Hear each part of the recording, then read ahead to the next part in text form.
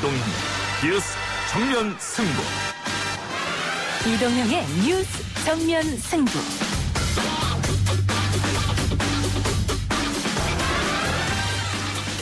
시청자 여러분 안녕하십니까, 이동형입니다. 과거는 한자 뜻 그대로만 본다면 지나간 것이란 뜻입니다. 그러나 역사학자 에드워드 헬리 카의 유명한 말, 역사란 과거와 현재의 대화라는 말처럼 과거는 지금 우리와 대화를 나누고 있는 상대입니다. 정부도 5.18의 진상규명에 최선을 다하겠습니다.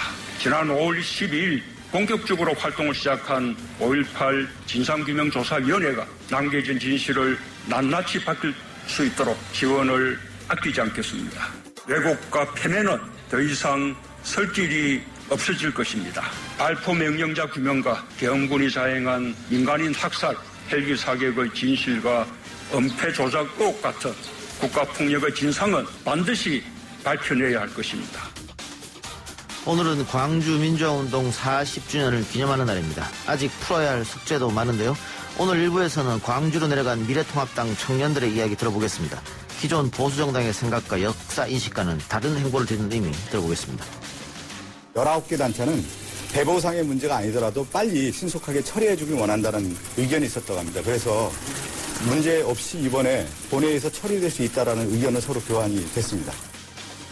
민주당 박성준 원내대변인의 말이었습니다. 과거사법 개정안은 배상 문제는 빼고 일단 통과가 예상되는데요.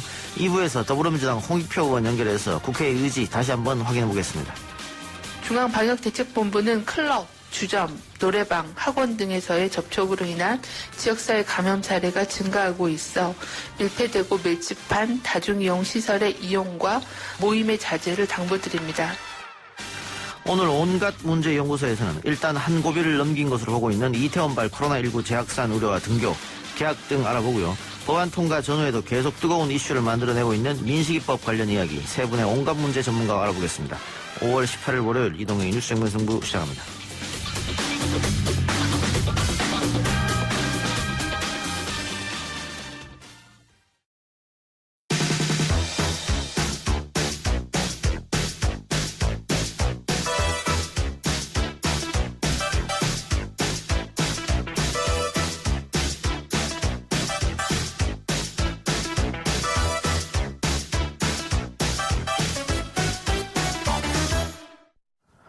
오늘은 5.18 광주 민주화운동 40주년을 맞이하는 날입니다. 그동안 보수 진영에서는 5.18 민주화운동 역사에 대한 부정적인 시선이 존재했고 일부 국회의원들은 유가족에 대한 막말 논란까지 불거지기도 했었습니다. 그랬던 보수 진영 미래통합당에서 변화의 기류가 보이기 시작했습니다. 주호영 미래통합당 원내대표는 지난 5.18 민주화운동 폄훼 발언을 직접 사과했고요.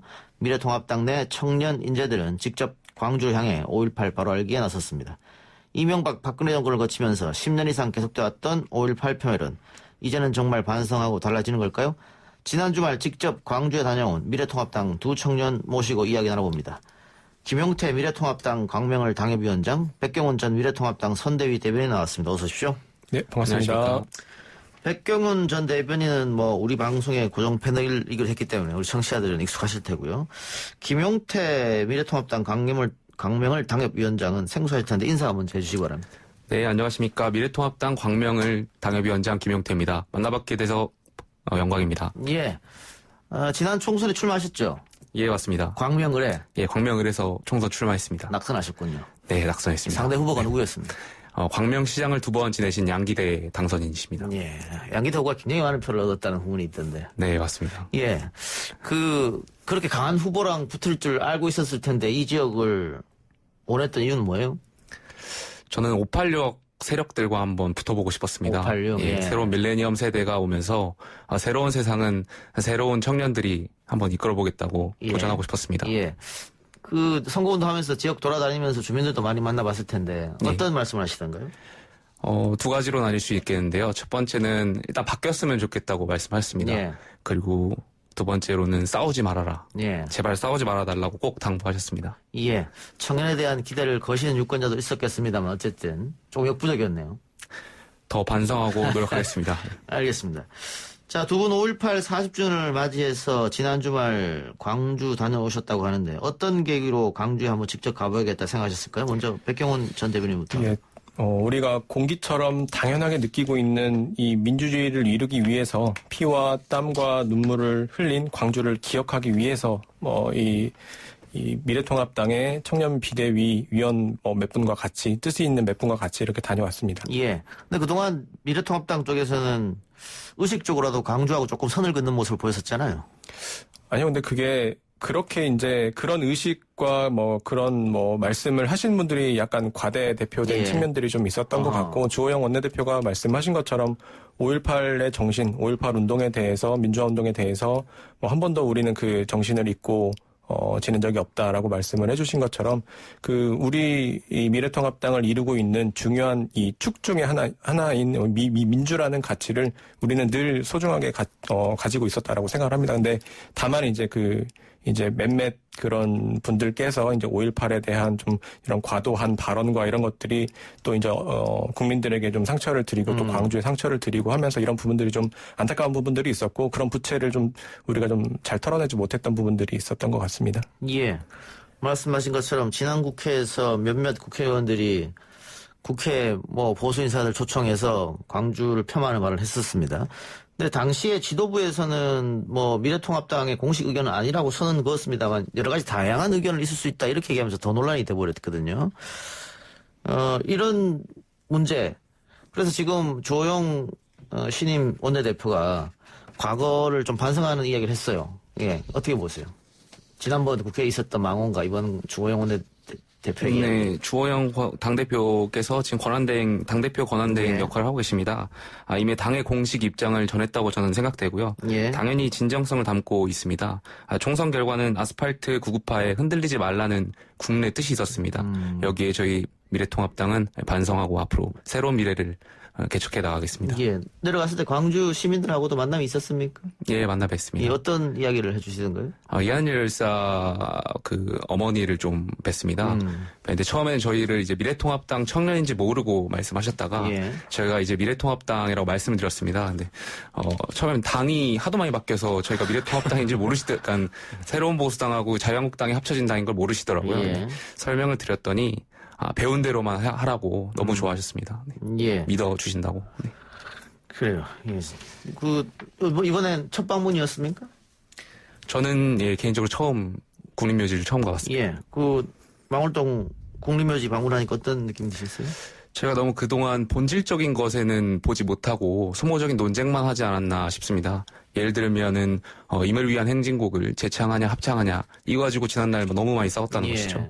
이제는 좀 본질을 보고 역사, 민주화 운동이라는 역사 그 자체를 좀 바라보는 시각이 필요하다고 생각합니다. 예. 예. 저 같은 경우에는 그러니까 고향이 광주 근처입니다. 그래서 이제 몇 번 이렇게 방문할 기회가 있었고, 이제 전북대학교 총학생회장을 했었는데, 그러니까 이 매년 5월 17일이면 물론 광주에서도 매년 이제 그 기념식이 열렸지만은 이제 전주에서도 그 관련된 기념식이 계속 열렸고, 늘 이제 마음 한켠에는 그 선배 세대에 대한 고마움과 또 그들을 기억하고 또 그들이 이야기했던 더 나은 세상이 무엇인가를 항상 곱씹어 보면서 이제 우리의 역할을 또 되새겨보게 됐었습니다. 예. 아까 김용태 위원장이 구구 아스팔트와 결별 이런 말씀하셨잖아요. 네네. 지금 주호영 원내대표가 사과를 했습니다만 아직도 보수 유튜브를 중심으로 또 최근입니다. 네. 최근 다시 한번 5.18 폄훼 발언이 나오고 있는 실정이에요. 네. 그러면 미래한국당이 아니시 이제 미래통합당이죠. 미래통합당은 완벽히 그쪽하고 선을 긋는다고 봐도 되나요? 일단 주호영 저 원내대표가 당대표 권한대행입니다. 이미 네. 오늘 말씀하신 거가 저는 당에서 진실을 밝히기 위해 노력에 함께 하겠다고 말씀하셨고요. 예. 여기에 분명히 진정성이 있다고 생각하시면 될 것 같습니다. 예. 백경원이 어떻게 봐요? 저는 지금 우리 당에 필요한 게 어려운 게 필요한 게 아니라 이 상식과 보편성이라고 생각을 합니다. 예. 지금 주호영 원내대표를 비롯해서 우리가 치열하게 그것을 담기 위해서 몸부림을 치고 있는 중이고요. 혹 이제 미진한 부분들이 있다면 또 저희 같은 사람들이 나서서 더 적극적으로 이야기를 하고 또 당이 정상 궤도로 갈 수 있도록 노력을 하려고 합니다. 예. 지금 40주년 맞아서 아직도 폭동 이야기를 보수 유튜브에서 하고 있기 때문에 지난 국회 또 지난 총선 때는 당이 좀 보수 유튜브와 손잡는 그런 모습이 좀 있었지 않습니까? 당으로 초청해서 연설도 들어보고. 근데 계속해서 이렇게 가는 건 옳지 않다 이렇게 판단한 것 같은데 방금 여러 번 이렇게 나왔으면 과연 진정성은 있느냐. 만일 이번 총선에서 패배하지 않았다면 이런 사과를 했겠느냐. 이런 지적도 있거든요. 제가 네. 먼저 말씀드리면 망원 당시와 현재는 지도부가 다르고 입장도 다른 것으로 알고 있습니다. 당시 당 조치가 합리적 현명했다고 말씀하시는 국민들은 그렇게 생각하시는 국민들은 없으실 거라고 생각하고요. 상식과 순리대로 미래통합당도 계속 선찰하고 반성해 나가겠습니다. 예. 백경원님. 예, 당시 이제 민주화 운동 관련된 막말 이 사건이 있었을 때 마침 제가 이제 당 지도부와 이제 간담회 중이었습니다. 간담회 중에 이제 그러면 우리는 여기 이야기 됐던 것처럼 당원권 정지 3개월, 경고, 이런 징계를 하겠다라고 이야기를 하면서 이제 한번 물어보시더라고요. 이런 정도의 그런 징계에 대해서 어떻게 생각하냐라고 이야기했을 때 이제 분명히 그때도 말씀을 드렸습니다. 이런 정도는 솜방망이 처벌에 불과하고 이제 국민들의 눈높이, 국민들의 기준과는 맞지 않는 부분들이 좀 있는 것 같다. 이에 대해서 좀 당 지도부에서 좀 명확하게 이걸 좀 이런 부분들에 대해서 좀 털고 갔으면 좋겠다라고 말씀을 드렸었는데 이제 그것을 몇 개월 동안 계속 이렇게 지지부진하게 끌고 갔던 것 같습니다. 그때 당 지도부와 현 지도부는 다르다고 말씀해 주셨는데 지금 열린민주당이 5.18 망언에 대한 미래통합당의 사과가 진정성을 가지려면 통합당이 추천한 5.18 진상조사위원부터 교체해야 된다라고 얘기했거든요. 지금 5.18 조사위원으로 추천된 사람이 SNS를 통해서 진상조사에 출마를 방해할 목적의 그거 언론 기사를 공유하는 이런 일이 있었기 때문에 그 얘기를 지적하는 것 같은데 그 부분에 대해서 어떻게 보세요? 그 부분은 이제 당 지도부에서 결정할 사안이긴 하지만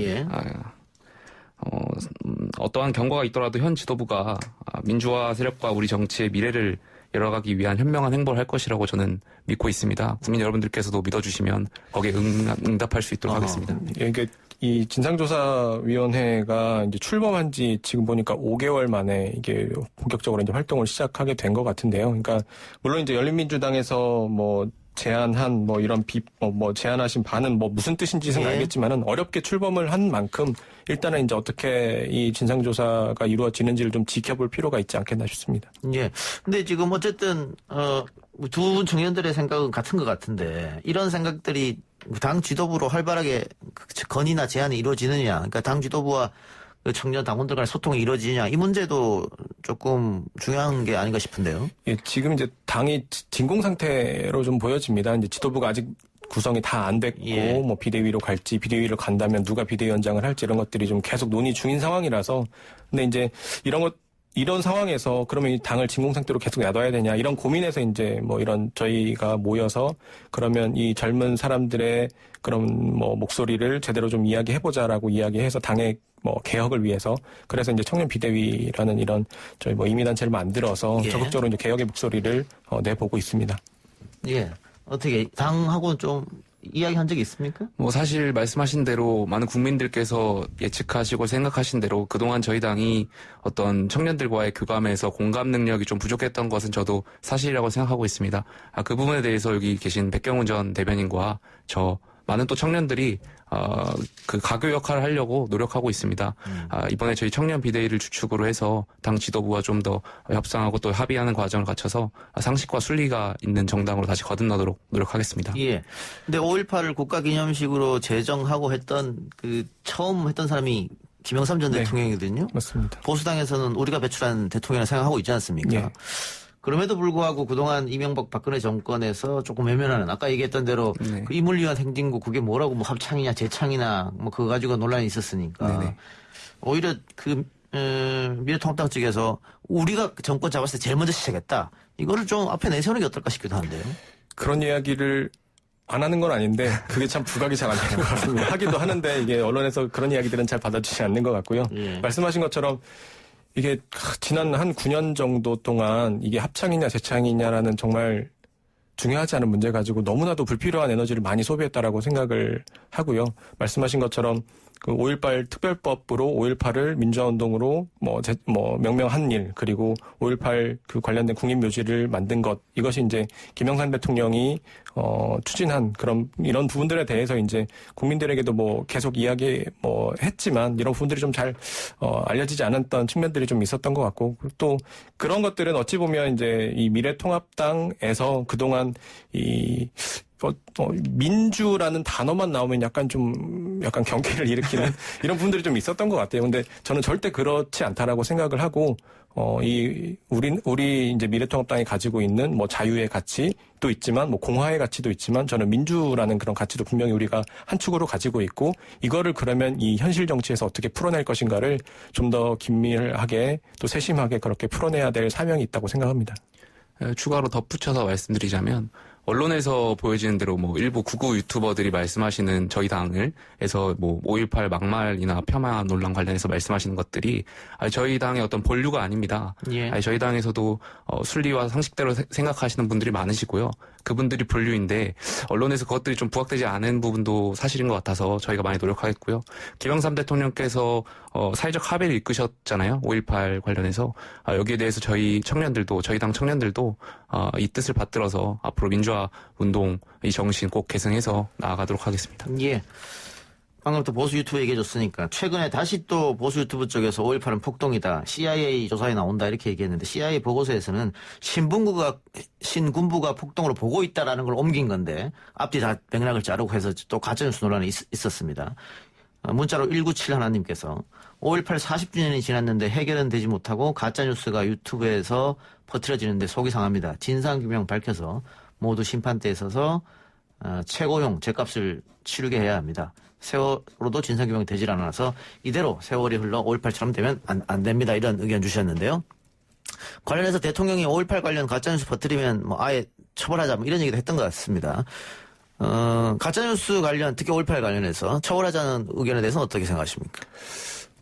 이 5.18 관련된 5.18에 대한 폄훼라든지 뭐 막말, 뭐 잘못된 해석 이런 부분들에 대해서 굉장히 좀 저도 그 심한 우려를 가지고 있습니다. 근데 다만 이것을 그러면 법으로 어떻게 규정할 것인가에 대한 문제는 좀 그 면밀하게 좀 검토해볼 필요가 있는 것 같은데, 이게 뭐 다 반드시 해야 된다 하지 말아야 된다 이렇게 뭐 단정해서 얘기할 수 있는 건 아닌 것 같고, 다만 어찌됐건 이 진상규명이 원활하게 이루어질 수 있도록, 그리고 이 5.18에 관련된 이 사회적 합의가 원활하게 이루어질 수 있도록 하는 방향에서 어떤 식으로든 특별법이든 뭐 무엇이든 해 나가야 될 필요가 있다라고 생각을 합니다. 저도 마찬가지 생각인데요. 이 몫은 이제 21대 국회에서 잘 처리해 줄 것이라고 생각하고요. 예. 당 지도부에서도 명확하게 입장을 밝힌 만큼 잘 해줄 것이라고 믿고 있습니다. 다만 말씀하신 대로 어떤 기준이나 어떤 역사 왜곡을 하는 기준이나 어떤 조건들을 규정하는 데 있어서 너무 이것을 좀 객관적으로 바라볼 필요는 있다고 생각하고요.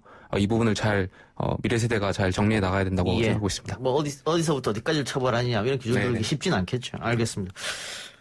자, 마지막으로 조영 대표가 뭐 사과와 반성 이야기도 했고, 또 5.18 진상규명 관련법 개정에 대한 적극 협조도 뭐 하겠다 이런 얘기 들은 것 같은데, 40주년이 됐으니까 더 이상 5.18에 대해서는 뭐 별다른 의견이 있을 수는 없을 것 같아요. 5.18 관련해서 마지막으로 한마디씩만 들어보겠습니다.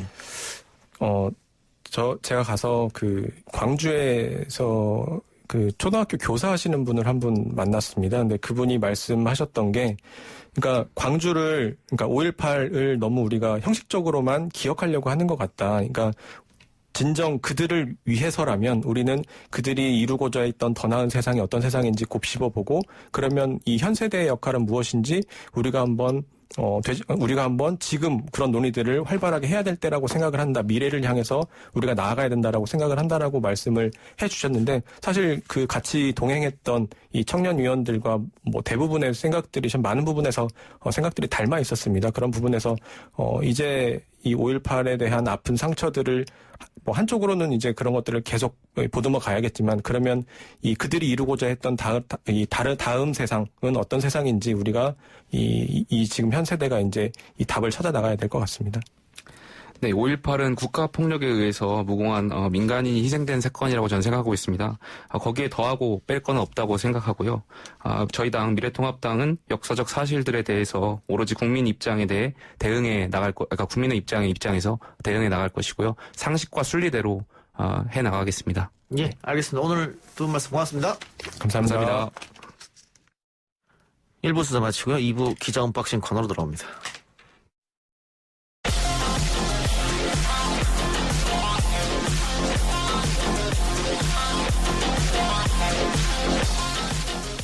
오늘 나온 뉴스들을 언박싱해드리는 기자 언박싱. 오늘은 주간경향 이한희 기자 나왔습니다. 어서 오십시오. 네, 안녕하세요. 긴급 재난지원금을 지급하고 첫 주말이 지났는데 저도 주말에 몇 군데 식당을 돌았습니다만 사람이 굉장히 많은 것 같더라고요. 분위기 어떻습니까? 네, 그 주말 동안 나온 기사를 보면 전통시장이나 중소형 마트, 카페, 식당 모두 붐볐다는 내용이 많습니다. 실제 직장인 커뮤니티에서 재난지원금 어디에 쓸지 물어봤더니 대부분이 식료품이나 식당 또는 카페라고 답을 했고요. 안경이나 렌즈를 사겠다는 응답도 되게 많았고 또 어떤 기사를 보면 심지어 지금 내복을 미리 구매하겠다. 이제 저소득층 같은 경우는 이런 응답도 있었고요. 그 재난지원금으로 명품을 사거나 전자기기를 산다는 내용의 기사도 있었는데 그 댓글을 보면 어디에 쓰든 자기 마음이니까 내버려둬라. 어차피 나중에 다 세금 내야 되는 것이다. 예. 네, 그랬습니다. 예, 어쨌든 긴급 재난지원금을 받아서 주말에 많이 썼다 이렇게 보면 되겠네요. 네, 그렇습니다. 예. 우리 이 기자는 받았습니까? 네, 저도 받았고요. 재빠르게 받으셨네요. 네, 저는 첫날 바로 신청을 해서 네. 네, 저희가 3명인데요. 80만 원을 받아서 n분의 1로 나눴고요. 그래서 저도 안경과 렌즈를 구매했고 지금 마트에 가서 썼더니 이제 전 체크카드로 받았는데 이게 먼저 빠져나가더라고요. 제일 먼저? 네, 그냥 예. 말을 안 해도 자동으로 빠져나갔고 잘 쓰고 있습니다. 그렇군요. 네. 저는 아직 신청을 안 했는데. 네. 저도 만약 신청해서 받으면 잘 쓰겠습니다. 예. 이태원 클럽 때문에 코로나 2차 대유행이 오는 거 아니냐 이런 우려가 있었는데 그래서 지난 주말이 고비다 이런 말이 있었지 않습니까? 네. 다행히 확진자가 많지는 않았던 것 같아요. 네, 오늘 기준으로 신규 확진자가 15명이고요. 어제 신규 확진자 13명이었고 그 전날에도 19명으로 이제 계속 10명대를 유지하고 있습니다. 그래서 이제 코로나 때문에 개학이 일주일 연기됐었는데 질병관리본부는 지금 수준이면 더 이상의 개학 연기는 없다라는 입장을 밝혔고요. 조희연 서울시 교육감도 추가 연기 상황이 아니라면서 질본 판단에 따르겠다고 밝혔습니다. 예. 자, 코로나19로 전 세계 국경이 사실상 폐쇄됐는데 이탈리아가 다음 달 3일 국경 봉쇄를 풀겠다 이렇게 말했네요. 네, 이탈리아 정부가 이제 그 현지 시간으로 16일 해외 관광객들의 입국을 허용하는 행정명령을 승인했습니다. 우려가 되게 많은데요. 그럼에도 이탈리아가 국경을 개방하는 이유는 다 아시겠지만 관광산업 때문입니다. 그 관광산업이 이탈리아 국내 총 생산에서 차지하는 비율이 무려 13%나 되는데요. 그래서 이탈리아 총리가 16일 연설에서 이탈리아 경제는 백신을 기다릴 여유가 없다라고 말했고요. 그렇다고 해서 이제 한국인이 이탈리아 여행을 바로 할 수 있는 건 아닌 것으로 보이는데요. 그 외교부 관계자에 따르면 이제 유럽연합 국가를 자유롭게 이동할 수 있는 EU 국가들 이렇게 포함해서 26개 국가 국민에 한해서만 이제 국한될 가능성이 높다 이렇게 얘기를 했고요.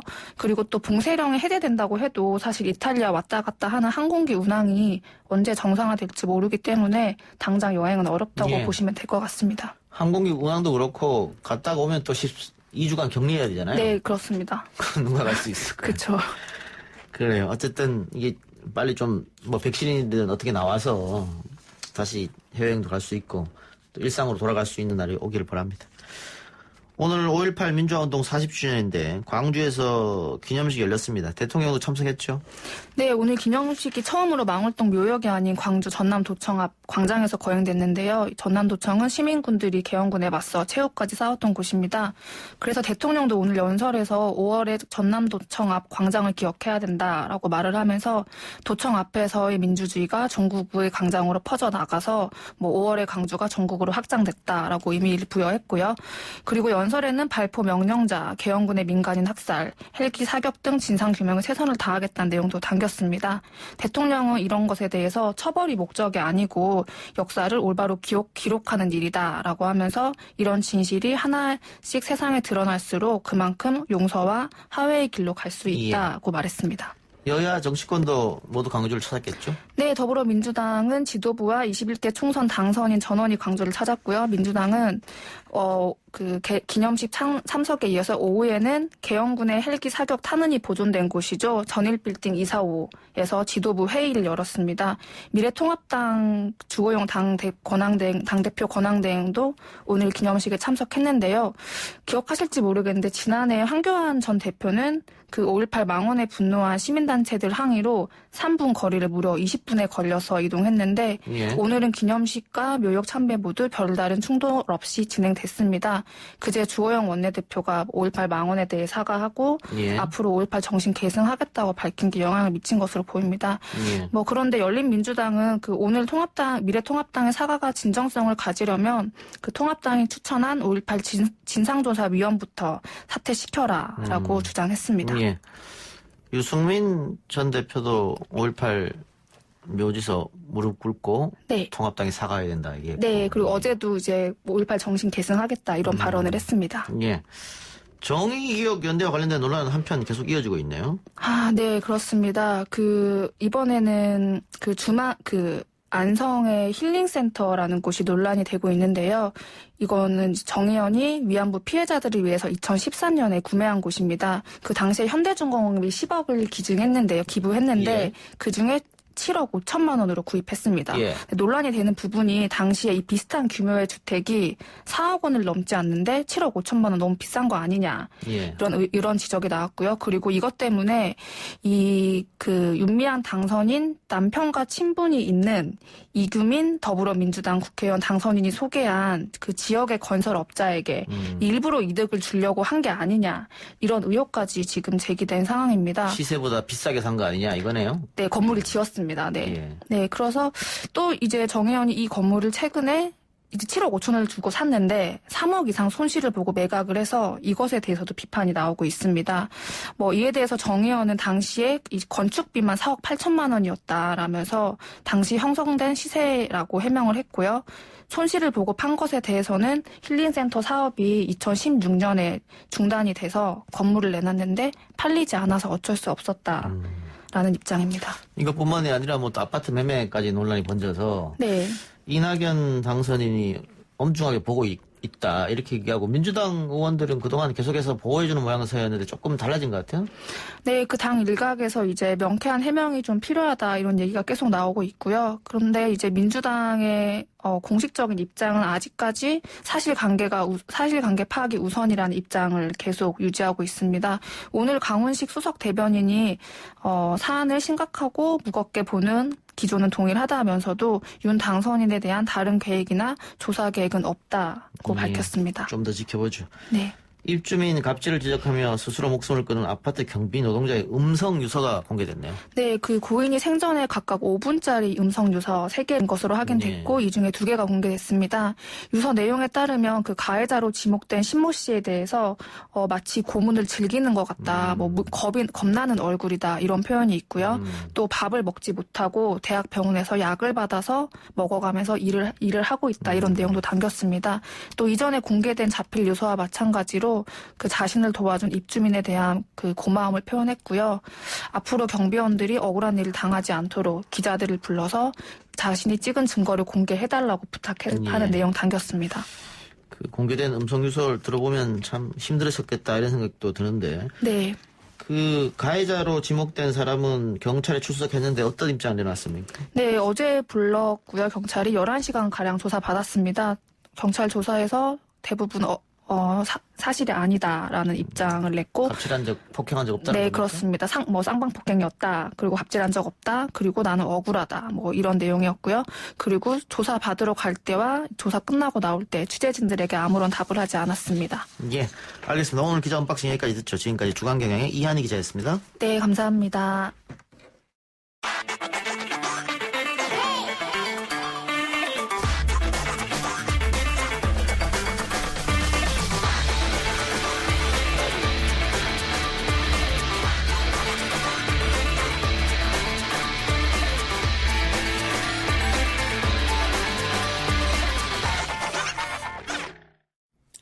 앞서 기자와도 정리해봤습니다만 군사독재 시절의 후유증은 비단 5.18뿐만이 아닙니다. 과거 정부가 잘못한 인권유린 사건들의 진실을 밝히고 역사의 정의를 세우는 일, 결국은 국회가 나서야 진전을 기대할 수 있겠죠. 오는 20일 20대 국회 마지막 본회의가 열리면 진실화해를 위한 과거사 정리 기본법, 일명 과거사법 개정안이 처리되는데 의미와 과제에 대해서 이야기해보겠습니다. 국회 행안위 간사를 맡고 있는 더불어민주당 홍익표 의원 연결합니다. 의원님 나와 계십니까? 네, 안녕하세요. 홍익표입니다. 예, 먼저 5.18 40주기인데요. 자, 미래통합당이 지난번 국회 때 몇몇 의원들이 5.18 폄훼 망언이 있었습니다. 그리고 이번에 신임 원내대표가 거기에 대해서 사과하는 그런 모습을 보였었는데 일각에서는 진정성이 있느냐 이런 비판도 있는데 민주당은 그 사과에 대해서 어떻게 생각하고 계십니까? 일단 미래통합당의 신임 주호영 원내대표가 5.18 문제를 대하는 태도나 자세에 대해서는 저는 상당 부분 긍정적으로 평가를 하고 있습니다. 예. 일단 선거 이후에 미래통합당이 이런 5.18 문제를 포함한 과거사 문제에 대해서 보다 전향적 입장을 밝히고 있고, 예. 또 자신들이 지난 5.18 관련된 여러 가지 망언들에 대해서도 주호영 대표가 여러 차례 잘못됐고 사과와 유감의 뜻을 밝혔기 때문에 예. 저는 이 정도는 충분하게 밝혔는데요. 중요한 것은 이런 입장과 태도가 실천으로 이어진다는 것입니다. 예. 국회에서 실천이라는 건 결국은 입법이죠. 예. 지금 이제 5.18 관련 모든 입법들이 이번 20대 국회에서는 거의 막혔거든요. 통과되지 예. 않고. 예.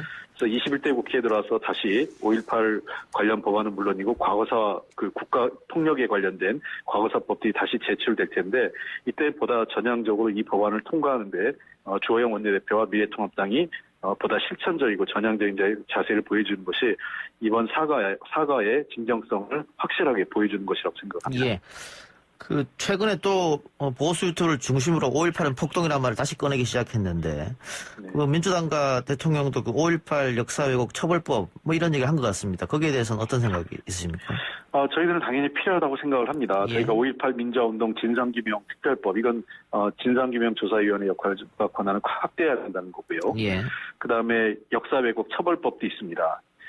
그리고 5.18 민주 유공자 예우에 관한 법률 등 여러 가지가 있기 때문에 이런 문제에 대해서 아까 제가 말씀드린 것처럼 20대 국회에서 미래통합당 반대로 통과되지 않았던 이러한 법안들을 21대 국회에서는 개원하자마자 빠른 시일 내에 입법할 수 있도록 협조하는 것이 주호영 원내대표가 이번 광주에 내려가셔가지고 5.18 관련된 발언 그다음에 사과의 진정성을 실질적으로 보여주고 예. 확인하는 그런 절차가 될 것으로 생각합니다. 예.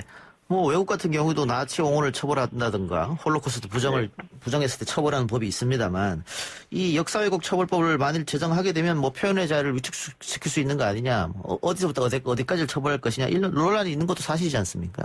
네, 그런 논의들을 바로 입법 과정에서 예. 해소해 나가면 될 것입니다.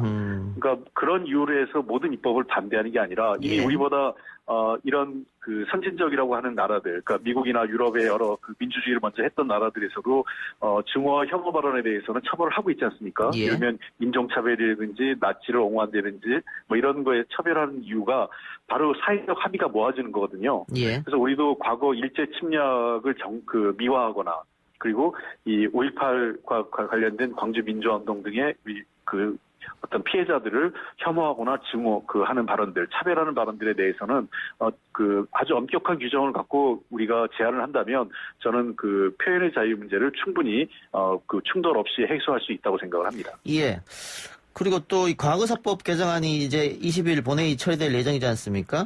네. 예, 여기까지 오는데 홍 의원께서 애를 많이 쓰신 걸로 알고 있는데 이게 과거사법 개정안이 통과되면 어떻게 바뀌는 거죠?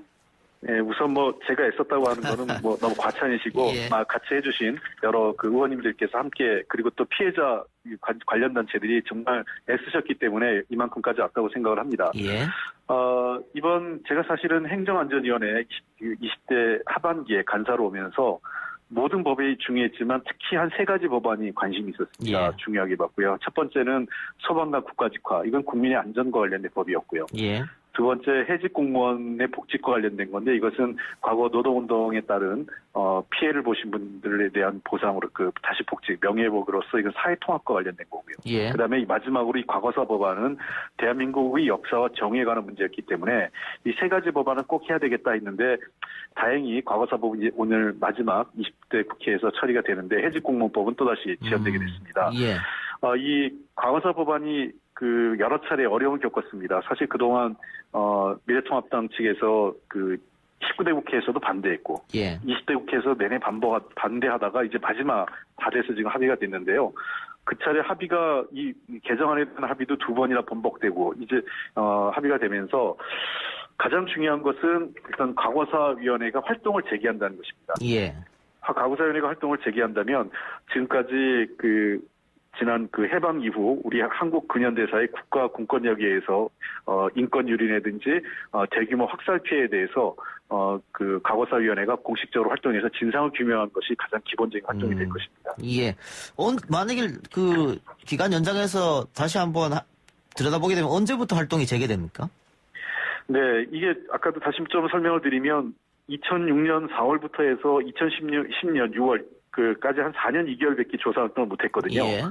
그러다 보니까 한국전쟁 당시 여러 가지 피해들에 대해서도 충분하게 조사를 못했고, 그 다음에 이후에 조사위원회 활동이 종료된 이후에 제기됐던 형제복지원, 성남학원, 사선 개척단 등 이 사건들도 제대로 조사가 하나도 이루어지지 못했습니다. 예. 그래서 이번 법안에서는 6개월 이내, 법안이 통과되면 6개월 이내에 활동을 재개하게 돼 있기 때문에 예.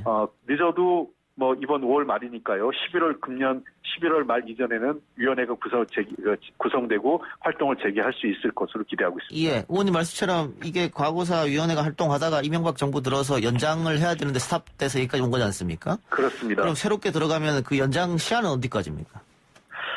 이게 좀 아쉽게 되는데 저희가 이 조사 기간을 당초 원하는 4년으로 제안을 했는데 예. 자유한국당 측에서 그러니까 미래통합당 측에서 계속 반대를 해서 저희들이 한우 없이 법안 통과를 위해서 수정안을 합의한 것이 지금 3년으로 3년. 했습니다. 예. 예.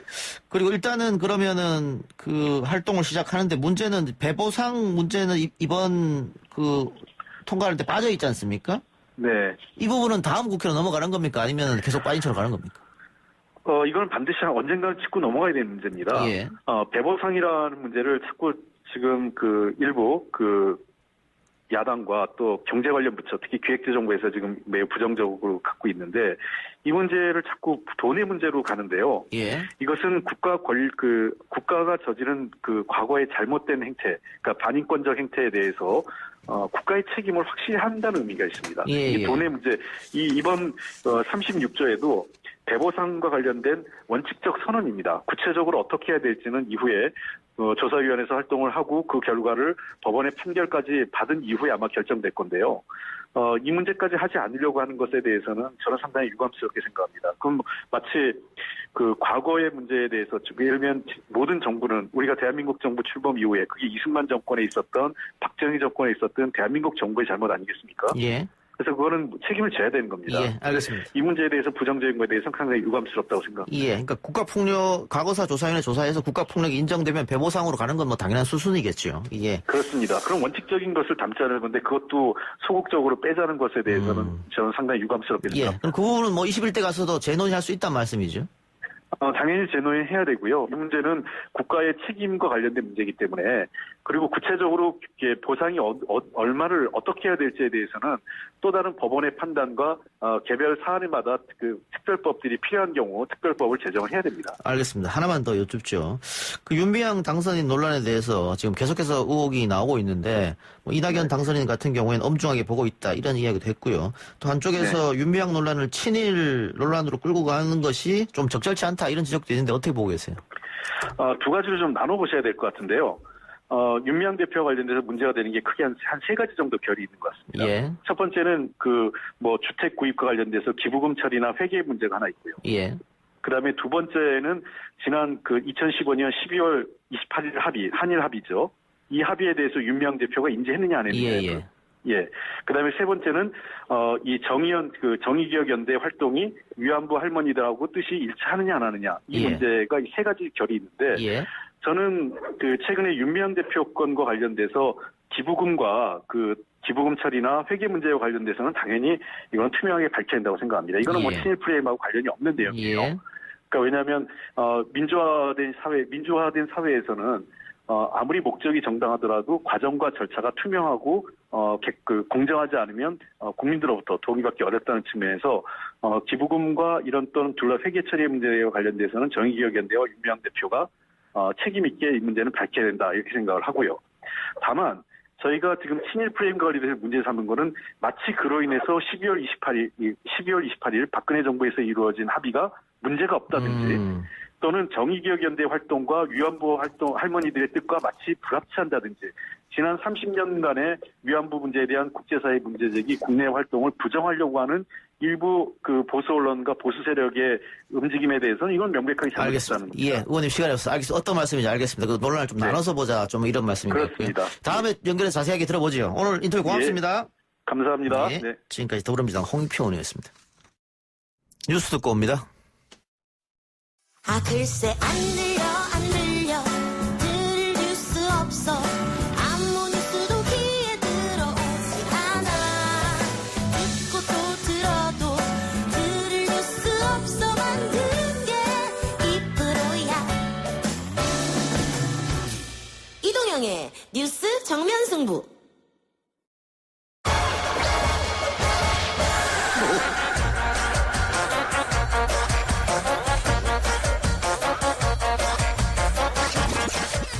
YTN 뉴스 FM 이동형 뉴스 정면승부 3부 시작하겠습니다. 3부는 온갖 문제 연구소 시간입니다.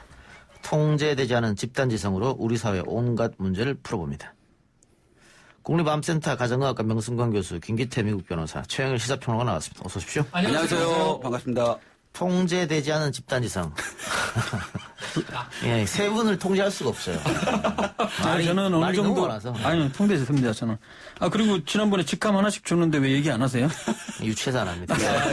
너무 아재 개그스럽다고. 네, 연구소장 명승관입니다. 네. 예, 그래요. 자, 오늘은 5.18 40주기입니다. 세 분 다 각각 5.18에 대한 생각은 다를 것 같은데요. 있죠. 예. 네. 제가 우리 셋 중에 가장 나이가 어리니까. 그렇죠. 제가 80년에는 중2였어요. 예.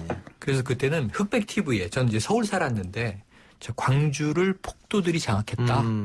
이 경찰서 무기고를 탈취해서 무장을 하고 예. 우리 군과 대치하고 있다. 그때 이제 뉴스가 폭도였습니다. 그리고 제 기억에 생생한 건 헬기에서 전단을 쫙 뿌려요. 광주 시민 여러분 무기를 반납하고 일상으로 돌아가십시오. 이런 방송을 이제 하고 있다는 얘기를 하면서 당시에는 이게 최규하 대통령 권한대행이었단 말이에요. 예.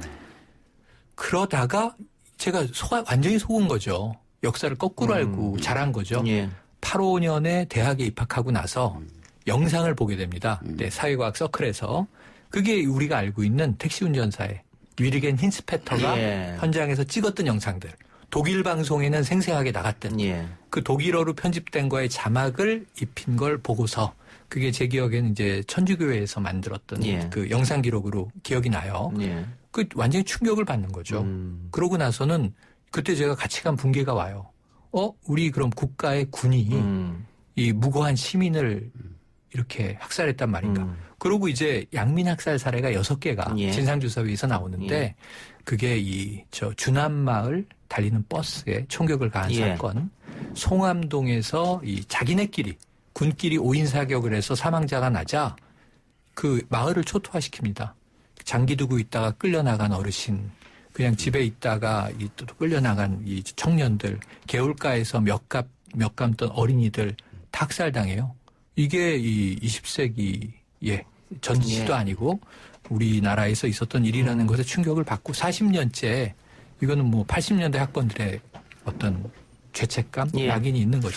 왜곡된 역사 교육을 받아오다가 대학교 가서 진실을 알고 5년 동안 속고 있다가 멘붕에 빠졌군요. 네, 그게 이제 1987에 나오잖아요. 네. 저 강동원 같은 학생은 없었어요. 하지만 이제 어쨌든 선배들이 보여준 영상에 충격받고 정말 열띤 막걸리 토론을 하고 났던 기억이 납니다. 예, 김 변호사. 네, 저도 80년대면 저 초등학교도 안 갔던 7살 정도. 형. 예, 됐던 제가 애교가 아니지만 좀 솔직히 얘기하세요. 네, 저도 초등고등학교 때는 뭐 전혀 모르고 있었고 뭐 뉴스로만이나 접했었고요. 그때는 뭐 군사독재 시절이었으니까.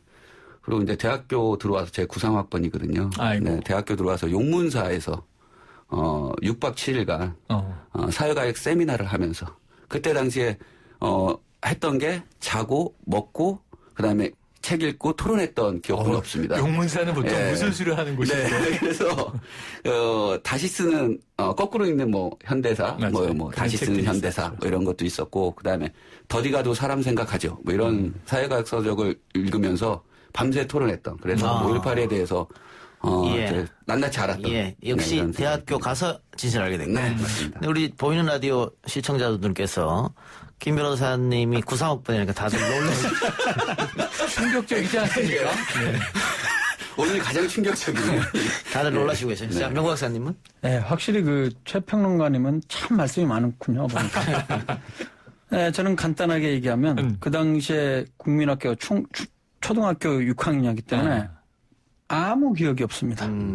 중고등학교 들어가서도 별로 거기에 대해서 잘 얘기를 들어본 적이 없고 제가 재수를 했는데 재수해서 88학번으로 들어왔거든요. 저희는 88 꿈나무였습니다. 저희 학번이. 88 꿈나무라고 그러는데 딱 들어갔는데 그때도 잘 몰랐다가 우리 김 변호사님과 마찬가지로 저도 이제 서클을 불량 서클 아닙니다. 노래 서클을 했는데 그 안에서 이제 사회과학 서적들도 읽고 그러면서 가장 먼저 접했던 게 5.18 광주의 진실이었죠. 그 전까지는 사태라고 그러지 않았습니까? 광주 사태라고 했죠. 광주 사태라고 해서 진짜로 폭도들이 나쁜 사람들이 시위 일으킨 걸로 그렇게만 생각을 해왔던 거죠. 저도 대학 들어와서 알게 된 것 같아요. 네. 다들 부채의식이 조금씩 있죠. 진실을 몰랐구나라는 그게 거. 있어요. 굉장히 놀랐습니다. 다들 대학교 때 가서 진실을 알았고 참고로 저는 초등학교 5학년 때 알았어요. 역시 다르지요. 다르지요. 많이 다르지요. 그게 뭐 꼭 좋은 건지 아닌지는 모르겠습니다. 저도 그 당시 안동 시민회관 생생히 기억나는데 시민회관에서 사진전과 영상전이 있었어요. 87년도에. 상당히 저도 뭐 어떻게 이런 일이 있을지 그거 보면서 그때부터 제 정치 공부를 해서 지금의 제가 이 마이크 앞에 있는 이유도 그때 먹었기 때문에 그 영향이 크겠죠. 굉장히 크죠. 되게 충격을 많이 받으셔가지고 그때부터 뭐 사회학 서적 공부도 하고 책도 읽고 뭐 이렇게 됐으니까. 근데 다들 우리 뭐 80년대 학번 90년대 초반 학번 분들은 대학교 가서야 진실 알았지 아니면 전혀 알 수가 없었고 TV에서 뭐 광주 사태라고 하고 교과서에도 막 뭐 전두환 전 대통령이 등장해서 막 그랬단 말이죠. 거기에 속고 있을 수밖에 없었다라고 하는 거죠. 자, 근데 이제는 역사적으로 또 법적으로 5.18 민주화 운동은 다 규명이 됐단 말이죠.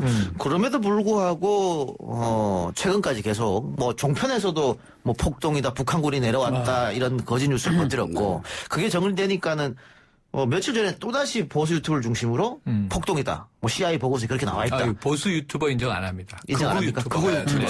그것도 앞뒤 다 잘라가지고 그렇게 했더라고요. 계속해서 이런 주장이 있는데 그럼 이런 주장을 계속 보고만 있어야 되느냐. 뭐 그 독일의 반나치법 같은 그렇죠. 경우. 그렇죠. 난 처벌하잖아요. 나치를 옹호하면. 그래서 이 홀로코스트를 반대하면 처벌하지 않습니까? 당연히 이제 처벌해야죠. 공소시효도 없고 그 부역자들을 이제 찾아내서 처벌한 지난해에도 94세 노인이 알고 보니 아우슈비츠 수용소에서 부역했던 사람이에요. 그래서 이제 5년 징역을 받았어요. 94세에 5년 징역 받으면 99세에 출소해요. 이런 일이 프랑스에서 벌어지는데 뭐 이스라엘에서도 벌어지고요.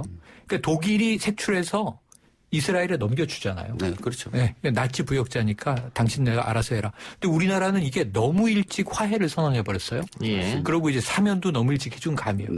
그때 역사적으로는 국민들이 통합행보다 박수가 있었지만 문제는 딱 하나를 우리가 간과한 거예요. 뭐냐면 그 최종 책임자가 진실을 인정하고 사과를 했어야 돼. 그렇죠. 그러면은 용서도 해줄 수 있고 화해도 해줄 수 있는데 지금도 저 광주 시민들을 다수의 마음은 오늘 문재인 대통령 기념사에도 나왔지만 용서와 화해가 필요한데 사죄를 먼저 해야지. 그렇죠. 근데 지금 재판에 나와서도 이거 왜 이래? 이러고 있는 거 아니에요? 답답하기가 그지없는데. 모든 문제에 대한 해결은 가해자의 사과로부터 시작하는 게 맞는 것입니다. 그 진상의 마지막 퍼즐 하나가 이 최종 발포 명령권자가 누구였느냐. 그럼요. 이게 밝혀져야 된다고 봅니다. 그리고 아까 말씀하신 본인은 계속 그렇게 얘기하잖아. 나는 진짜 한 적 없는데 왜들 그러냐 이런 식으로 답답하다고 그러는데요. 아까 뭐 5년형 받았다 했습니다만 92세 할머니는 작년에 아우슈비츠는 노동 수용소였을 뿐 가스 악살이 일어나는 곳이 아니다. 이렇게 말했다가 2년형 받았습니다. 예. 그건 이제 부역이 아니고 말만 했는데. 말만 했는데. 예. 그러니까 지금 우리 왜곡 처벌법이 발의됐는데 20대에서 처리 안 될 것 같은 게 문제죠. 그런데 그 한쪽에서는 또 그렇게 법을 만들게 되면 표현의 자유를 위축시키는 거 아니냐. 뭐 이런 주장이 또 있습니다. 저는 그거는 인정할 수 없는 게 예를 들면 역사를 페이크로 재가공하는 게 있어요. 무슨 쿠엔틴 타란티노 감독의 히틀러 암살 작전을 가상으로 마치 히틀러를 당시에 이제 죽인 것처럼 만드는 역사가 코미디나 패러디 물론 있을 수 있어요. 이게 이제 뭐 영화나 그림이나 소설이라면 모르겠어요. 창작의 영역. 근데 지금 극우 유튜버들이 창작입니까? 그거 뭐 문학이에요? 아니면은 그게 뭐 영화예요? 다 아니잖아요. 예. 그들은 이제 팩트라고 주장하면서 얘기하는 거죠. 이런 건 처벌해야죠. 그다음에 아무리 표현의 자유라고 하더라 헌법에서 보호하는 표현의 자유라고 하더라도 그것이 국민에게 심각한 해를 주고 역사를 왜곡하는 그런 발언이라면 당연히 제재를 해야 되고 거기에 대한 책임을 지게 하는 거는 표현의 자유와는 별개의 문제라고 생각합니다. 예. 5.18 폄훼하거나 거짓 뉴스를 버티는 것 자체가 민주주의의 가치를 부정할 수 있는 거죠. 예. 그럴 수 있겠죠. 알겠습니다. 박원순 시장은 40년 전 그날도 오늘도 시민이 영웅이다라고 얘기했는데 40년 전 그날의 시민 영웅 이제 광주에 계셨던 분들일 테고 오늘도 시민이 영웅이다란 말은 아마 코로나 위기 속에 시민 정신과 연대의식을 지켜준 국민을 뜻하는 게 아닌가 싶어요. 맞습니다. 예.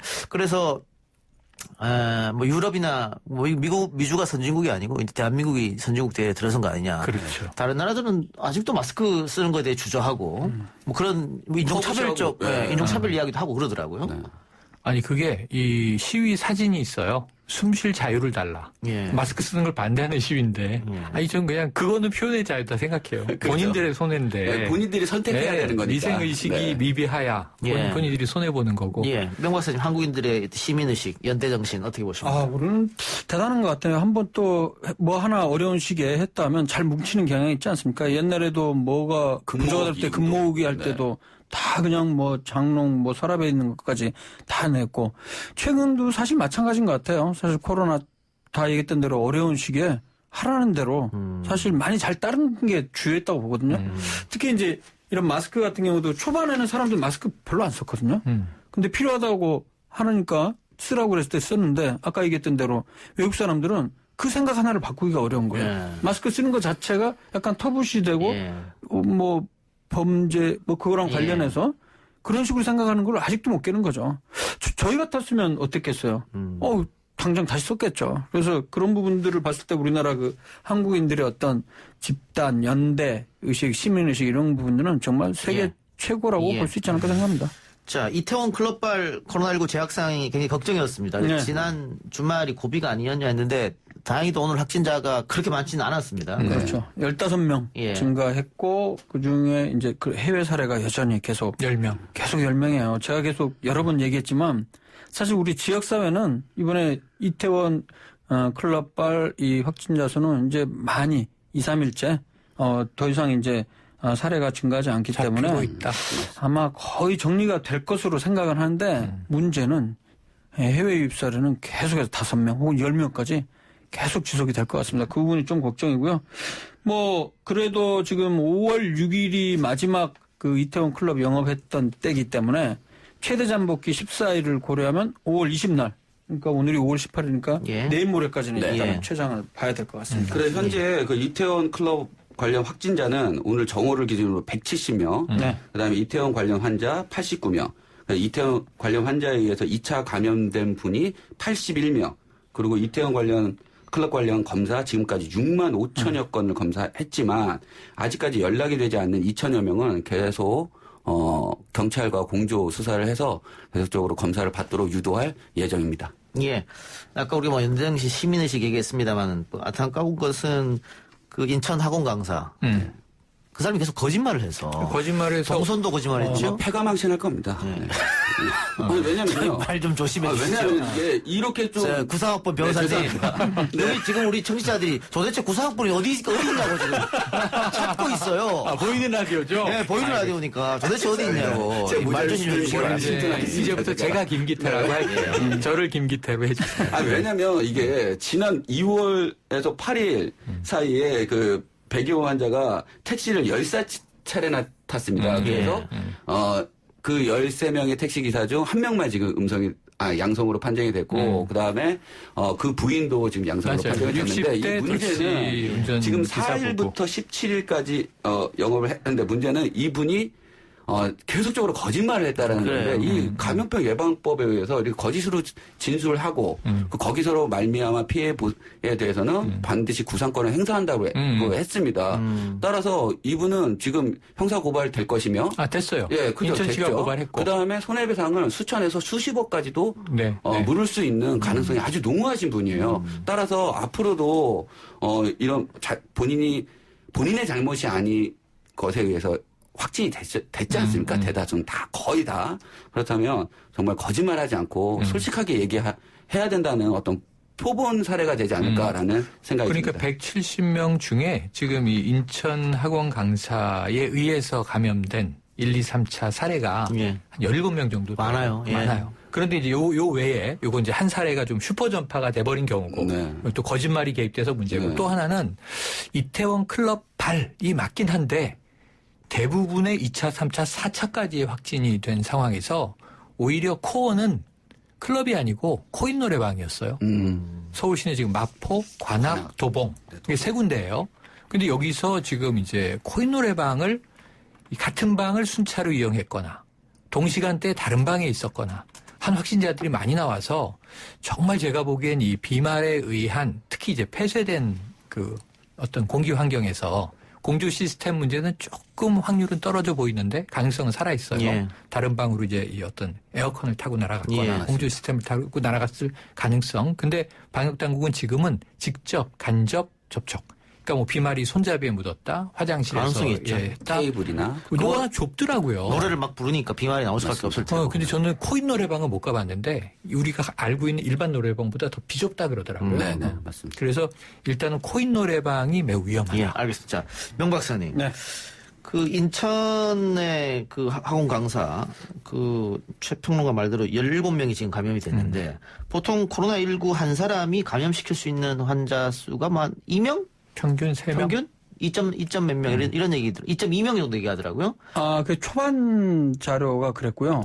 이전에 그 신종플루 같은 경우는 1.3에서 뭐 1.8 정도였고 지금 코로나19 같은 경우는 초반에 2.2 정도 나왔었는데 지금 그거보다는 조금 높은 것으로 그런데 있고 어떤 연구소는 5까지 나온 사례도 있습니다. 근데 지금 인천 학원 강사는 17명, 대구 31명 확진자는 그거보다 수가 더 많거든요. 훨씬 많죠. 100명이 넘 거로 추정을 하고 있죠. 접촉한 사람만 160명으로 돼 있으니까. 소위 말하는 슈퍼 전파자입니까? 그렇죠. 슈퍼 전파자. 사실 의학적으로 완전히 명확하게 정의된 건 아닌데요.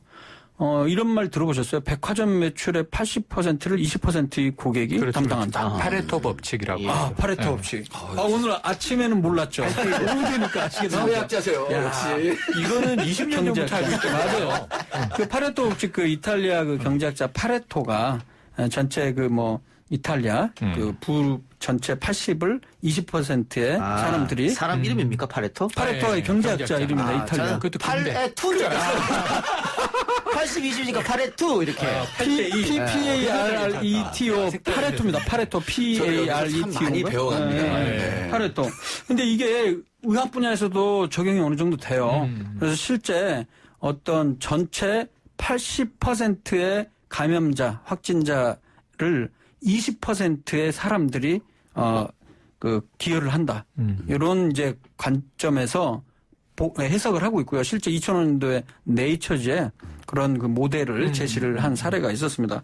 그래서 보통 그 메르스 때 같은 경우에는 보통 5명, 한 명이 5명 이상을 감염시킨 경우를 슈퍼전파라고 해서 그 당시 슈퍼전파자가 한 4-5명 정도 됐었을 겁니다. 그때 186명인가 하는데 전체 80%를 담당을 했거든요.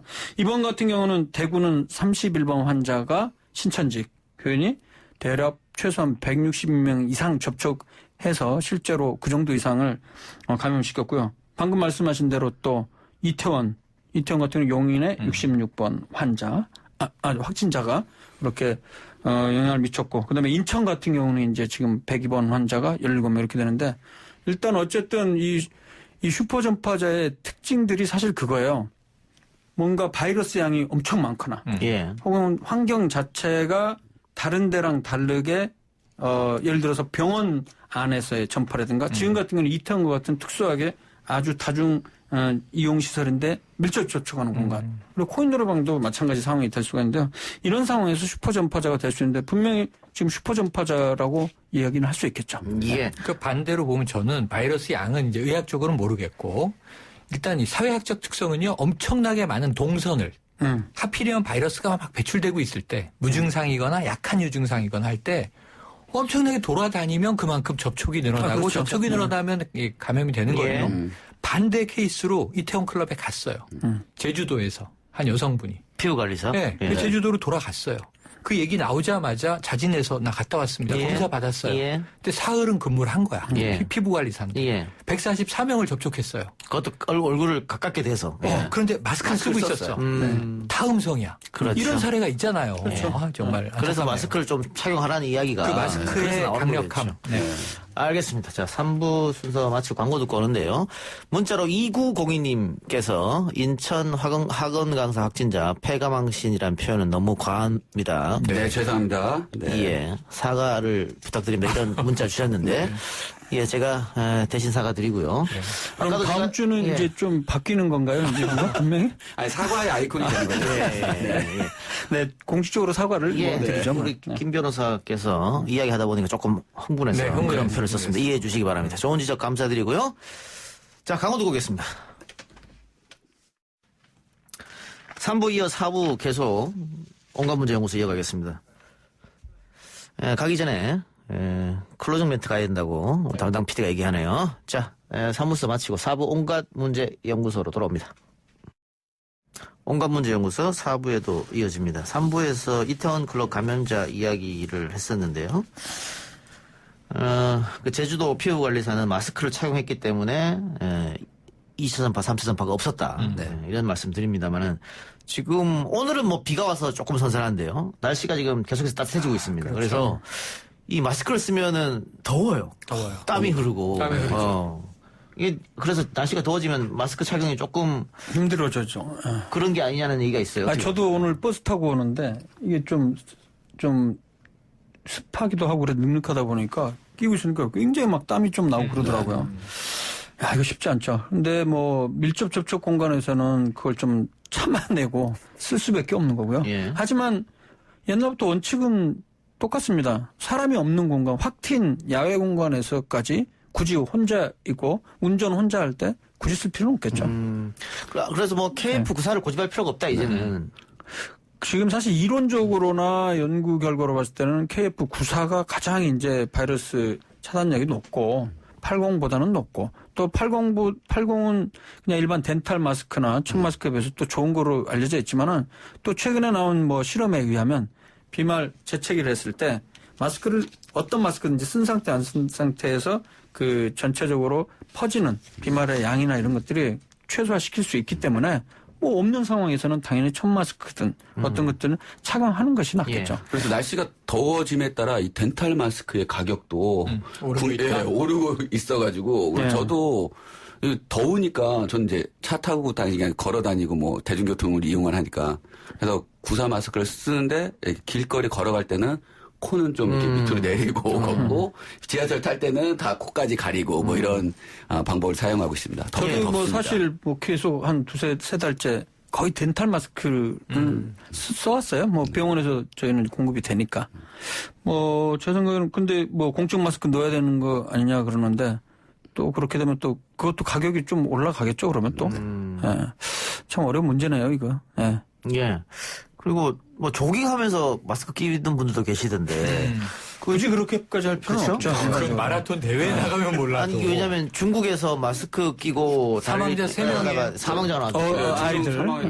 그리고 N95 마스크고요. 수술용 마스크를 썼는데 일반적으로도 호흡이 어렵다고 해요. 수술을 한 여러 시간 하면. 근데 이걸 쓰고 이 학생들은 이제 뜀박질을 한 거예요. 운동을 했으니까. 그러니까 뭐 인과관계는 뭐 명확하지는 않죠. 또 다른 지병이 있는지 모르겠지만은 그렇게 그래도 2-3명 이상이 달리기를 하면서 같은 조건에서 그런 상황이 발생했기 때문에 그거로 인한 그 원인을 배제를 할 수는 없죠. 어쨌든 간에 운동할 때는 밀접하지 않은 공간에 있을 때는 굳이 마스크를 저는 착용할 필요가 없다고 생각합니다. 야외 같은. 네네. 예.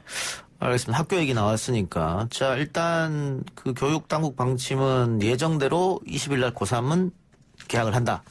그리고 고1, 2는 격주로 학교를 가고 고3은 매일 간다. 네네. 이렇게 됐습니다. 그러니까 이게 이 학교별로 재량이에요. 격주로, 그러니까 고2, 고1이 격주로 나갈 수도 있어요. 이번 주는 고2는 학교, 고1은 온라인 수업, 다음 주는 고1이 등교, 고2는 온라인 수업 이렇게 할 수도 있고 격일로 할 수도 있어요. 그러니까 짝순 날은 고1 나와라. 예. 홀순 날은 고2 나와라. 근데 이제 고3은 학사 일정이 이제 부족한 거예요. 예. 그러니까 5월 내로 무조건 계약을 해야 했고 매일 등교하고 12월 3일에 수능에 지장이 없도록 하겠다. 근데 이미 좀 여러 가지 불만들은 터져 나오고 앞으로 좀 지켜봐야 하는데 그런데 쉽진 뭐 않습니다. 학생들이 많이 가는 학원 또 PC방 이쪽이 더 위험한데 학교만 계속 못 나오게 한다고 해결이 되느냐. 그래서 이제 저는 개학의 시기도 중요하지만 이제 코로나19가 이제 발생하고 난 이후 학교에서도 많은 준비를 했을 거라고 저는 생각을 합니다. 따라서 각각 학교에서 얼마나 많은 준비를 했는지 예를 들어서 마스크라든가 그다음에 사회적 거리 두기를 위한 어떤 그런 지침이나 이런 준비를 얼마나 많이 했느냐가 좀 중요할 것 같고요. 그래서 뭐 당국에서는 고3은 5월 20일 날 한다고 해서 걱정은 되지만 한번 지켜봐야 되지 않을까라는 생각을 합니다. 가장 중요한 거는 학교 내에서 마스크를 일상적으로 착용을 하고 강의를 할 때조차도 가능하면 선생님들도 마스크를 착용한 상태에서 이야기하는 게 좋을 것 같고요. 그다음에 가장 중요한 거는 그거겠죠. 증상이 조금이라도 의심되는 증상이 있으면 등교를 하지 않을 것. 그렇죠. 그게 가장 중요할 거라고 생각합니다. 그것만 잘하더라도 제 생각에는 옛날처럼 그렇게 확산이 될 가능성은 최소화할 수 있으니까요. 네. 그래서 선생님들이 다 그거를 또 규제할 수는 없지 않습니까? 그래서 좀 각 학교에 인력을 좀 더 배치를 해서 그런 교육들이나 아니면 단속이나 뭐 이런 것들을 좀 더 해주셨으면 좋겠다는 생각이 듭니다. 그런데 문제점은 있어요. 문제점은 있어요. 뭐냐면 지금 일단은 급식이 문제예요. 고3이 오전 수업만 하고 집에 가진 않잖아요. 야간 자율학습은 안 하지만 점심은 반드시 학교에서 먹어야 되는데 급식은 위험하다예요. 그러니까 간편식이나 뭐 도시락으로 장기간 해결이 될 건가, 여름방학 없다, 마스크를 하루 종일 쓰고 있을 수 있나 등등의 문제가 있고. 의논 좀 하고 있죠. 뭐 간편식 이야기도 나오고 있고 그리고 학생들이 이제 번갈아 가면서 식사할 수 있도록 뭐 그런 얘기도 나오고 있고. 칸막이 다 치고. 도시락도 사실은 우리 4명은 도시락 세대 아닙니까? 그렇죠. 저 세계 식당 가도 다녔습니다. 초중을 다 도시락으로 다니는데. 저희는 양은 도시락 세대죠. 난로가에 데워 먹던. 난로가에 올려놨다가 겨울에 뻥 터져가지고 천장에다가 밥풀이 튀는 그런 세대였죠. 그래서 저희도 술자리 하다 보면 그런 얘기 많이 해요. 도시락 추억을 막 공유하고. 팔잖아요. 옛날 도시락. 근데 요즘 학생들은 흔들어서. 일괄적으로 급식을 하니까 그런 추억이 없는데 이번에 한번 도시락을 또 부모님들이 힘드시겠군요. 힘드시겠군요. 그 새벽에 일어나서 도시락 싸는 게 힘들죠. 아주 싫어하십니다. 일단 반찬 때문에. 학교 앞 김밥집이 장사가 잘 될 수 있어요. 사주면 되지 뭐. 알겠습니다. 자, 그럼 김 변호사님 다른 얘기 좀 가서 민식이법에 대한 논란이 끊임없이 이어지고 있습니다. 이게 통과 전환이 되는데 통과 후에도 계속해서 논란이 되고 있는데 정확히 민식이법이 어떤 법인지 설명 좀 해주세요. 그러니까는 이 민식이법은요 2019년 9월 11일인가요? 그 김민식이라는 9살 학생이 횡단보 학교 앞에서 어린이 보호구에서 횡단보도 건너가다가 사망 사고가 일어난 것을 기점으로 해서 어린이 보호구역에서는 속도를 줄이고 만약에 사망이나 상해 사건이 일어났을 경우에는 가중처벌을 하자라는 취지입니다. 따라서 특별범죄가중처벌법이 개정이 됐어요. 그래서 어린이 보호구역 내에서 운전자의 부주의로 어린이가 사망한 경우 무기 또는 3년 이상의 징역, 어린이가 상해를 입은 경우 징역 1년에서 15년 또는 벌금 500만 원에서 3천만 원을 부과할 수 있다. 따라서 음주운전을 하다 사망사고를 낸 사람과 처벌 수위가 똑같습니다. 예. 그래서 이것이 지금 3월 25일부터 시행이 되었는데 이게 너무 과하다라고 해서 국민청원을 국민청원에 글을 올려서 뭐 35만 명이 이상이 동의한 논란이 되고 있습니다. 예. 그러니까 방금 얘기한 것처럼 논란이 되는 것은 선의의 피해자가 생길 수 있는 거 아니냐. 그렇죠. 왜냐하면 아무리 속도를 낮춰도 그 아이들이 갑자기 이렇게 튀어나오는 수가 있기 때문에 무조건 처벌하는 게 능사냐. 뭐 이런 거죠. 그런데 이게요 과실 책임 원칙입니다. 그러니까 과실이 있어야 돼요. 그러니까 30km 이상으로 달리다가 사고를 냈거나 또는 30km 이하로 달렸으나 과실로 인해서 사고를 냈거나 그러니까 무과실 책임이다라고 자꾸만 과실이 없어도 내가 사고가 나면 거기가 오해지. 예, 사고가 나면 내가 이렇게 처벌이 된다 너무 과하지 않느냐라고 하는데 반드시 분명히 말씀드리지만 이거는 과실 책임주의입니다. 그러니까 안전운전 의무 부주의가 아닌 경우 그런 경우는 맞아요. 이 처벌하지 않는다요. 가중처벌에 해당하지 않는다. 처벌하지 않는다가 아니라 가중처벌에 해당하지 않는다. 네, 어쨌든 그 많은 국민들이 여기에 이 법이 과하다고 생각하는 것 같아요. 그래서 이게 논란이 어디로 번졌냐면 민식이 부모님한테 공격하는 그런 걸로 번졌어요. 이게 우리 포털 사이트 보면 네이버는 보수상의 네티즌, 다음은 진보상의 네티즌들이 글을 많이 답니다. 그런데 이 민식이 부모님에 대한 공격은 양 포탈이 동시에 이루어지고 있거든요. 이건 어떻게 봐야 할까요? 그러니까 저는 일단 보세요. 이 법이 좀 과하다 이런 논의는 할 수 있어요. 그런데 이제 시행된 지 이게 얼마 안 된 법이고 처벌 사례가 없어요. 그래서 지금 일단은 재판부의 판단이에요. 이게 안전 의무를 다 했는데도 아이가 죽거나 다쳤느냐. 그렇죠. 아니면 과실에 의한 거냐. 이렇게 판례가 쌓여야 돼요. 사례가 하나도 없는데 문제가 있으니 고치자. 이런 법 보신 적 있어요? 전 없어요. 사례가 나와서 한 사례가 있다는 건 민식이법에 지금 적용된 사례가 있어요. 그 이분은 처벌을 받았는데 이 시속이 당시에는 40km였잖아요. 그런데 이 사람은 그거보다 아래로 운전을 했어요. 근데 민식이가 사망한 거예요. 23km. 네. 그러니까 그렇다면 어떤 과실이 있느냐를 따져봐야죠, 우리가 과학적으로. 근데 일단은 처벌 사례가 하나도 없는데 법 고치자. 이게 좀 이제 들끓고 있는 문제 하나. 두 번째는 고칠 필요가 있다 하더라도 민식이 부모를 공격한다? 교통사고로 자녀를 잃은 부모가 문제다. 당신이 문제다라고 공격하는 건 이건 뭔가 비상식적이라고 봐요. 저는 이 현상을 정치적인 현상이다. 이렇게 생각을 해봅니다. 저는 이 현상을 보면서 세월호 사건이 오버랩되는 것을 많이 느꼈었거든요. 그래서 저는 미국 같은 경우는 15마일 스쿨존에서 어린이 보호구역에서 15마일로 달리는 주가 많습니다. 15마일이면 24km예요. 그다음에 어떤 주는 25마일, 뭐 40km도 하지만 그리고 미국에서는 반드시 그 어린이 보호구역에 건널목에 스탑 사인이 있습니다. 그래서 반드시 스탑을 한 다음에 일단 정차를 하고 양쪽을 바라본 다음에 없을 때 가야. 그다음에 또 스쿨버스에서 내릴 때는요. 날개가 펴지죠. 날개가 딱 펴지면서 스탑이라고 합니다. 그러면 뒤에 다 서야죠.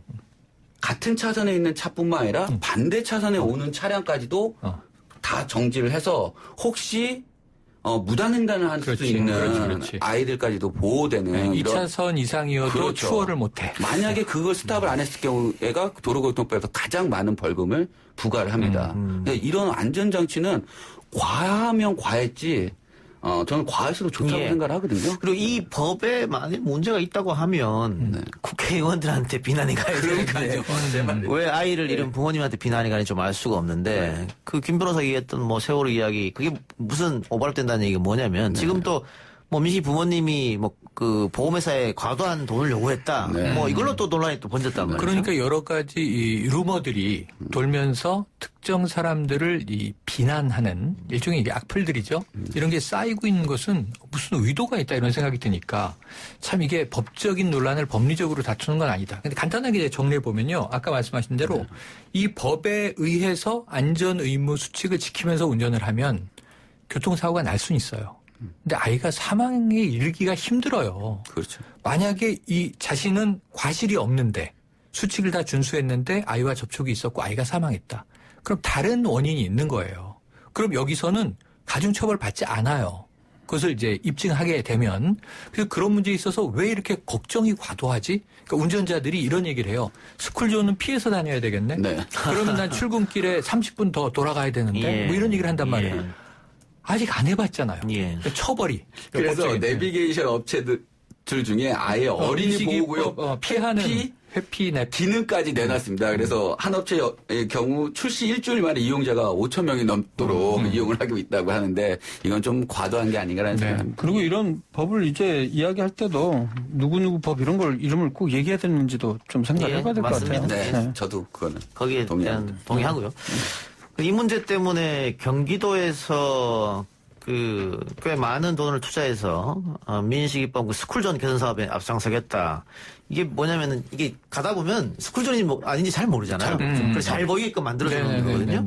그런 게 이런 것도 필요할 것 같아요. 아주 그렇죠? 필요하고요. 네. 아주 필요하고 이게 두 개의 법인데 하나는 도로교통법 개정은 기존의 스쿨존에 신호등과 과속 위반을 탐지하는 카메라가 거의 없었어요. 맞습니다. 10%도 안 됐어요. 근데 이 법에 의하면 모든 스쿨존에는 다 신호등과 과속 방지 카메라가 있어야 돼요.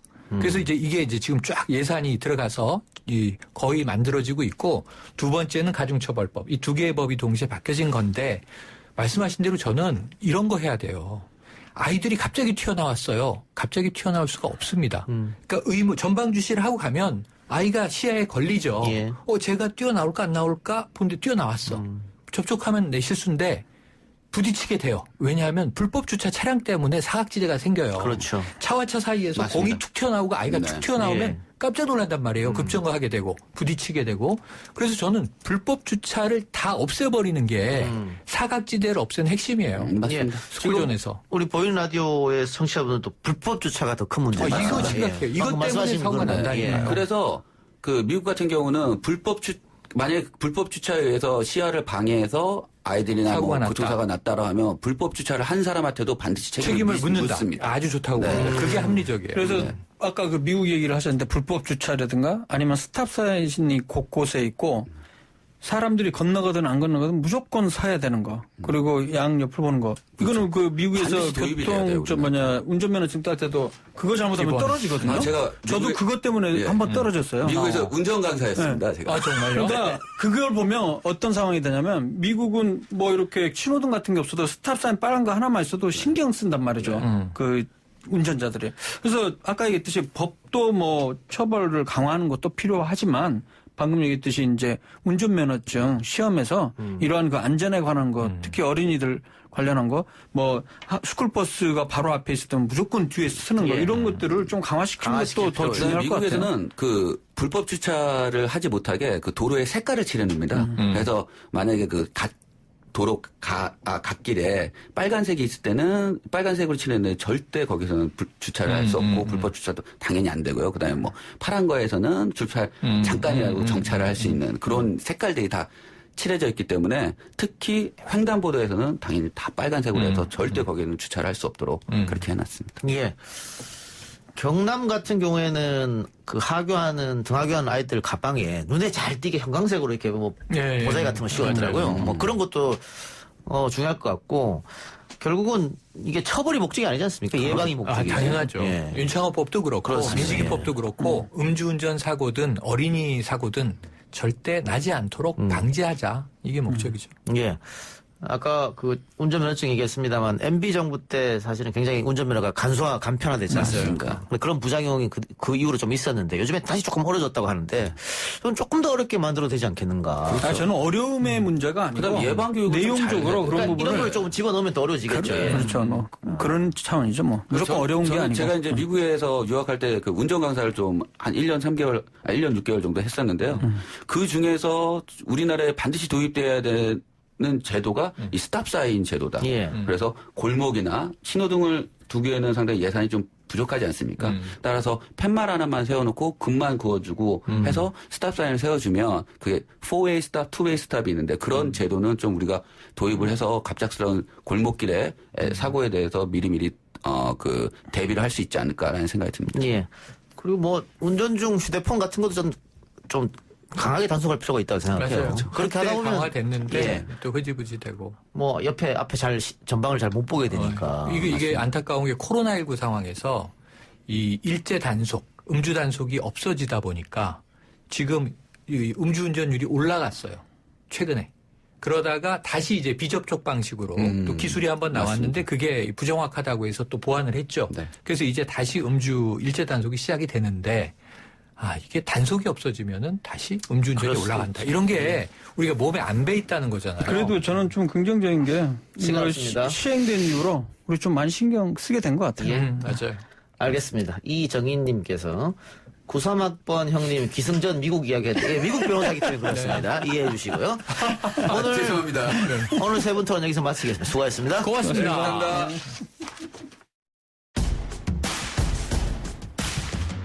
오늘 방송 마치고요. 저는 내일 이 시간 다시 돌아옵니다. 들어주신 여러분 대단히 고맙습니다.